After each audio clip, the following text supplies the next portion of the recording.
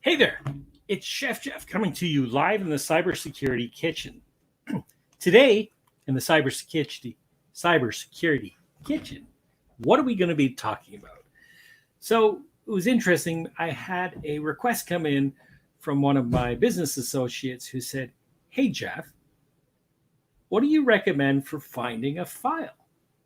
Right? Because we all sometimes, here's the interesting thing about file storage, right? Um, Having a good system and an organization of those files makes it easy. Sometimes it makes it easy to file, but sometimes you get files that cross multiple subjects, multiple, how do you actually file that? And that's where I get to, because I have a complex filing system, and I'll file things and then it's like, I just don't know how to find them. So here's some tips to help you out in finding files. I'm going to go ahead and share my screen now and bring up a PowerPoint slide that is going to help talk to this a little bit. So the first thing I want to talk about is file naming convention. So many times I get a file that no thought has gone into the file name, right? I'll get a Jeff Brody, a Chef Jeff, a Code Fusion, and it's a document, it's an Excel spreadsheet, it's a PDF, but there's nothing in the title of the file name that actually helps you sort and store that. So I have a convention that I've been employing for the past long time, for the past 24 years, 25 years. And what I do is I put a project name. As you see here, I have a project name. I have the client that I'm dealing with, the subject matter for this specific file case project that I'm working on, and a version number. If it's an ongoing, it might be version 1, it might be 1.1, 1.2, etc. And then the date, right? So as an example down here, we would have file naming and searching is the project. Ron is the person, and then how to search in Windows Explorer version 1 and 2107-2020. This is today's date. Now, you could then, when you go into your Windows 10 search bar, you could type in parts of those file names and have Windows search for that.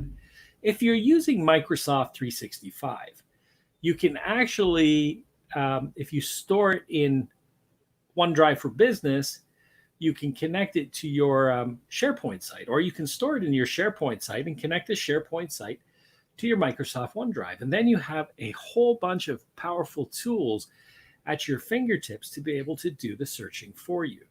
So naming convention is really important if you want to be able to search and find your files at a future date.